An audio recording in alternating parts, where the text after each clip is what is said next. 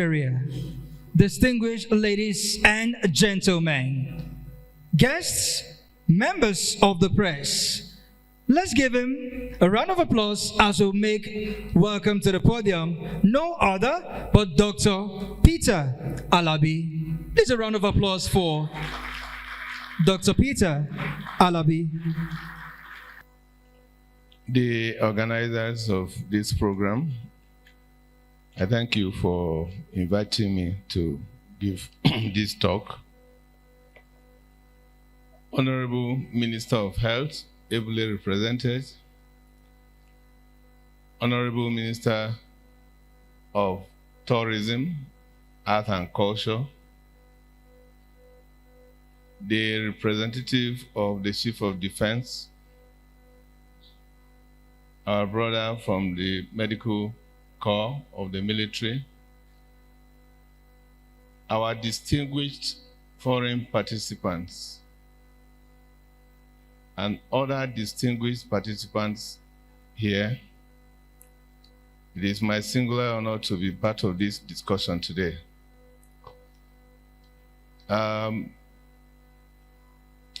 The convener has highlighted a lot concerning medical tourism.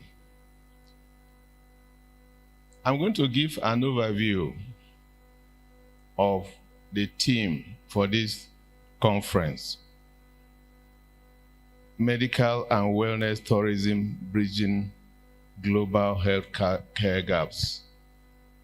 And of a truth, you will agree with me that certainly there are gaps. And those gaps are what medical tourism, seek to bridge.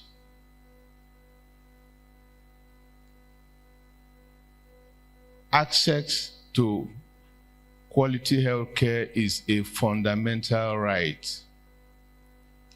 But yet, many individuals around the world face challenges in receiving medical treatment they need. And there are so many reasons, for this. Long waiting time, high cost or limited availability of specialized procedures, they can all hinder timely and affordable health care. This is where medical tourism comes in. So medical tourism emerges as a viable solution, offering individuals the opportunity to seek quality health care. Medical and wellness tourism is increasingly being recognized for its role in bridging global healthcare gaps by offering access to specialized treatments, cost-effective care, and improved healthcare standards, particularly in regions with limited resources. Healthcare tourism is experiencing significant growth, with both developed and developing nations participating, and the aim is to attract medical tourists who are seeking quality and affordable healthcare options. There are many ways you can look at the definition of medical tourism, but I would like to put it this way, that medical tourism is a term involving people who travel to a different place to receive treatment for a disease, ailment, or condition, and are also seeking lower cost of care or a different quality of care, better access to care, or different care than they could have at home. It's quite all-encompassing. There are many reasons why people seek tourism. Medical tourism didn't just begin now. Right from, many centuries behind, medical tourism has some history. And it dates back to thousands of years. Medical tourism dates back to thousands of years. And I'm going to give some examples of medical tourism, that were in existence in the olden days. The Greek pilgrims traveled from all over the Mediterranean territory in the Saronic Gulf, called the Epidaria, for spa and sanatorium, as far back, as 15th century. People travel to this destination for medical benefits. So it is not today that people start traveling from one place to the other. From the 18th century, wealthy Europeans traveled to 6 spas from Germany, and from Germany to the Nile. And in 1326, there was a village in eastern Belgium that was well known for the discovery of iron-rich hot springs. It developed into a full-fledged health resort in the 16th century. People were going there to have some form of benefit, medical benefit from these hot springs. India, historically is also known to be, a destination for medical tourism. The yoga gained popularity as far back as 5,000 years ago. And India has been visited by streams of health travelers seeking to heal themselves through some traditional means that were called Ayurveda, which was a preserved traditional practice, which is called the science of life. So medical tourism didn't just start today. It started centuries ago. People moving from one part of the world, to the other to seek, what benefits them medically. So why do we have medical tourism? People embrace medical tourism for one or two of the following reasons. High savings. You want to save cost. When there is a long waiting list, there might be need for people to migrate to where the waiting lists are not long. High quality treatments is also another reason for people seeking medical tourism. Technology, modern technology, also attracts people for medical tourism. Quality customer care also attract people for medical tourism. Travel opportunities and various forms of expertise at the destination centers also attract people for medical tourism. Medical tourism has become, it has increased in terms of market size globally, to the extent that in 2024, it was valued at 31 billion United States dollars.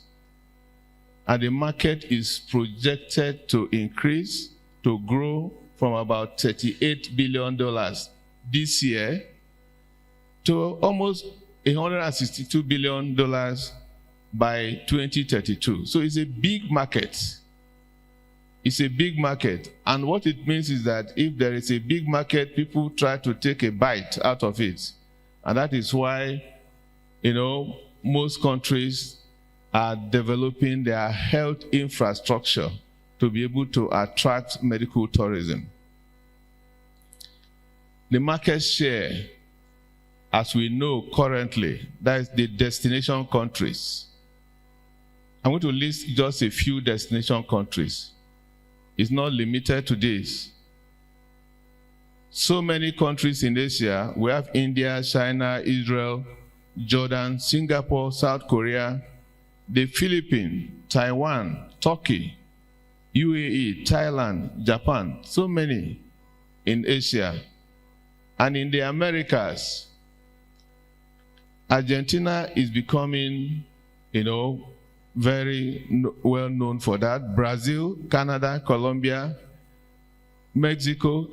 The United States participate, but because of high costs, movement to that destination is not, so much. And in Europe, Belgium, Germany, Spain, Poland, and other ones. In Africa, our own Africa, we have a few countries that are establishing themselves in this area, of tourism, medical tourism. South Africa, Egypt, Morocco, Kenya. But the question to ask is, where is our dear Nigeria? Where are we located in this medical tourism issue? And so we thank, the convener for bringing this to sensitize us that the market share is so huge and we can take a bite out of it. So it's a wake-up call for us as a nation. Luckily, we have the Minister of Health ably represented, and we have the Minister of Tourism also ably represented.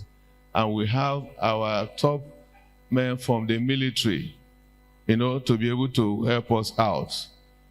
There are other countries. Cuba is well known. They are quite cheap. Labor is cheap. And so many things are cheap there. Australia, the Barbados, Jamaica and other Caribbean countries are also attracting a lot of medical tourism.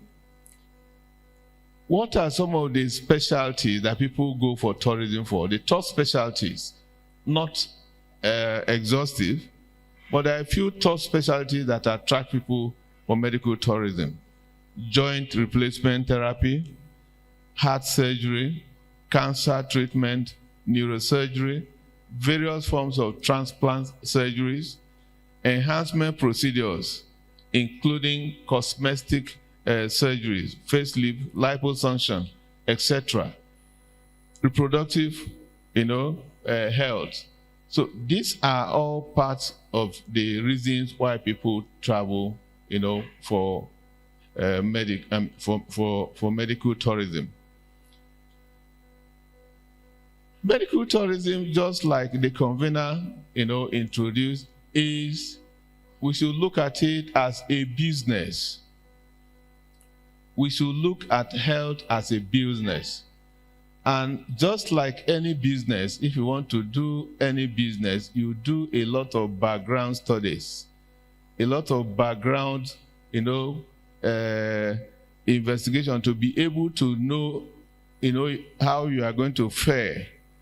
And so just like in any industry, the medical and wellness industry will need a very detailed SWOT analysis to be able to know what you have, what you don't have, and how you can approach, starting. So the SWOT analysis approach is important, to help us understand the external and internal environment like in any business. Through such an analysis, we know our strengths and our weaknesses that are existing within the medical tourism space. And then we can match it with our opportunities and our threats. Definitely, there are opportunities and there are also threats. So when we talk of strengths in any business, we are looking at the capacity which can be used to gain strategic advantage. The strength of any business is the capacity in that business that you can use to gain a strategic advantage. And what are some of those strategic advantages that may be there? The quality and range of services. The quality and range of services. Affordable costs. Vast supply of specialists. You have a strong presence in in advanced healthcare, and of course, international reputation of hospitals and doctors, and you have a diversity of tourism destinations and experience. Most people who go on medical tourism also will want to have some other forms of experience in the destination.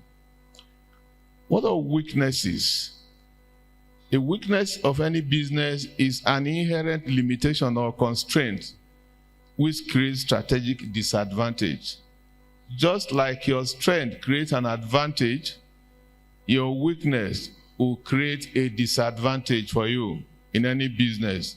And we need to put this, together before we ever venture into any business. If there is no strong government support or initiative to promote tourism, that is a huge minus. No strong government support or initiative to promote medical tourism. Most of the countries that are doing well have strong government support to promote medical tourism. India is a typical example. When they give you the story of how they started, the government was frontal about it. Low coordination between various players in the industry. Medical tourism is not just about hospital. They liaise with other, other industries like the airline operators, the hotels. For places like India, most of the hospitals that people go to have arrangements with airlines, they have arrangements with hotels. Political problems are also weaknesses. Security and social problems. Nobody will want to go to a destination where his or her life is not safe. They are going for health tourism, but the environment is not safe for you. We also have to look at the opportunities that exist in the industry. Opportunities are favorable conditions in the industries which enables us to consolidate and strengthen, its position. There are so many opportunities. We have a growing, aging population. That is to tell us that we can invest in the geriatric healthcare industry. And of course, people are living, a fast-paced kind of lifestyle that obesity and other forms of problems develop. And so wellness tourism and alternative cures, we can look at those areas. Other opportunities are shortage of supply in the national health system. If you are in Britain or in Canada, the national health systems are overloaded. They are overburdened. And so this is a call, for any system that the national health system is not working well, to be able to galvanize and bring your thoughts together to develop a very well-planned healthcare industry to attract tourism. There are also demands for tourism from countries with underdeveloped healthcare facilities.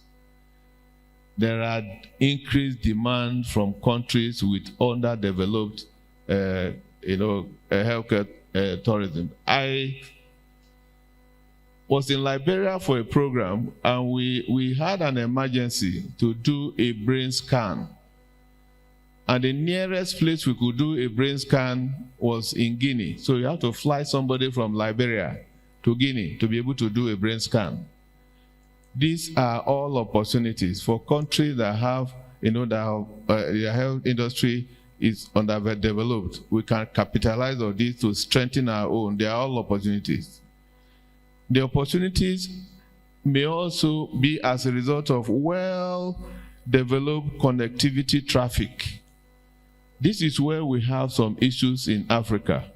It is easier to move from here to London than to go from here to the Gambia. It is easier to move from here to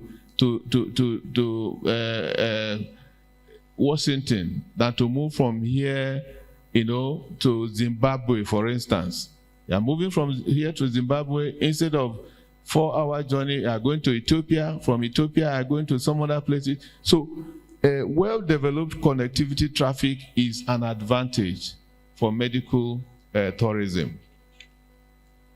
What are some of the threats? Okay, low cost of labor and medicines are also, some things that can help healthcare tourism.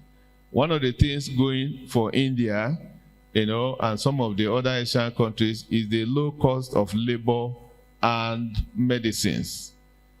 What are some of the threats to look, out for? Threats are unfavorable conditions in the industry's environment, which creates a risk or cause damage to the industry. Some of the trends, we can look at are strong competition, lack of international accreditation. As far as I know, I do not know any hospital in Nigeria that has an international accreditation.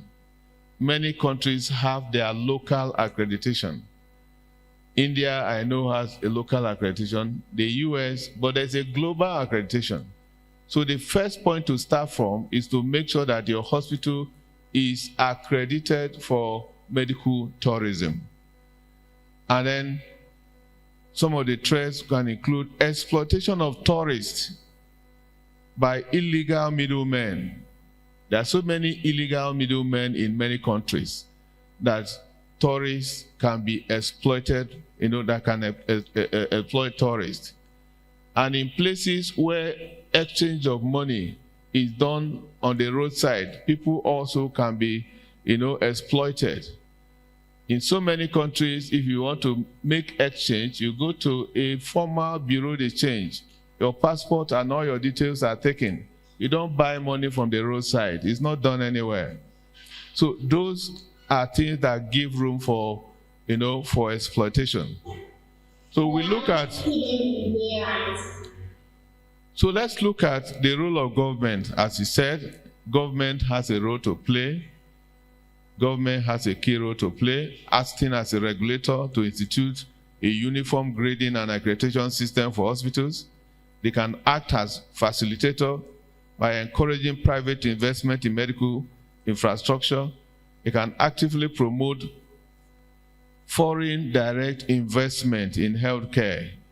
The private sector also has a role to play, increased participation in building infrastructure, public-private partnership, joint venture alliances. Joint venture alliances. Briefly, as my time is running out, what can we say are the impact of medical tourism on healthcare system? Medical tourism and medical travel exert significant impact on healthcare system, both in the destination countries and the countries of origin, influencing various aspects of healthcare delivery, infrastructure, and economics. Medical tourism contributes to the growth and development of healthcare infrastructure in the destination countries. Influx of international patients necessitate the expansion and modernization of healthcare facilities, leading to investment in state-of-the-art medical equipment, specialized training for healthcare professionals, and adoption of international quality standards. So beyond this direct, benefit, medical tourism also generates a lot of resources for the host country. It also contributes to hospitality, tourism, and ancillary sectors. People who visit have to stay in hotels, buy one thing or the other, and the rest of them. However, medical tourism also presents some challenges and implications for the healthcare system, particularly in the countries of origin. The loss of revenues from patients traveling abroad for treatment can impact the financial sustainability of healthcare institutions and the government, healthcare budget, potentially affecting the quality and availability of healthcare services for domestic patients. There are a few ethical considerations to look at. Medical tourism presents a myriad of ethical and legal considerations. I'll just list a few because of time. Patient economy, informed consent, language and cultural barriers, unfamiliar healthcare practices which can impact the ability to make fully informed decisions about care, ethical dilemmas regarding equity and access to healthcare, migration of healthcare professionals from low and middle income countries to serve the needs of medical tourists in destination countries can exacerbate healthcare workforce shortage and inequalities in healthcare for the local population. Ethical dilemmas may also arise concerning the commercialization of health, conflicts of interest, and patient exploitation. Healthcare providers and facilitators involved in medical tourism must adhere to ethical principles of transparency, integrity, and patient-centered care to avoid conflict of interest and protect patients from exploitation and coercion. Addressing the ethical and legal consideration of medical tourism requires comprehensive regulation that will influence the industry's trajectory in the coming years. The prominent trends is the increasing integration of technology into medical tourism experience. Telemedicine and virtual consultations are becoming more prevalent, allowing patients to connect with healthcare providers remotely for pre- and post-operative consultations and medical advice.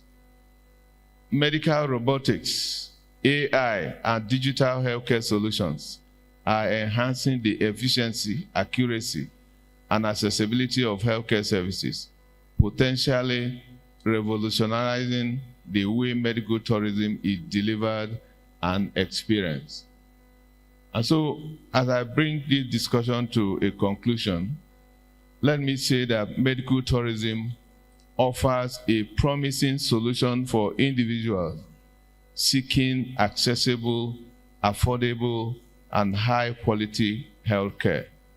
By traveling to countries where expertise, affordable procedures, and cost-effectiveness align, medical tourists can bridge healthcare gaps and receive timely treatment. Although challenges related to quality assurance, language barriers, and post-treatment care can exist, ongoing enhancements in the industry and increased collaboration between healthcare providers worldwide are working towards improving medical tourism experience. Ultimately, medical tourism has the potential to empower individuals to take control of their healthcare needs and to access the treatments that they require. I want to thank you for listening. Thank you.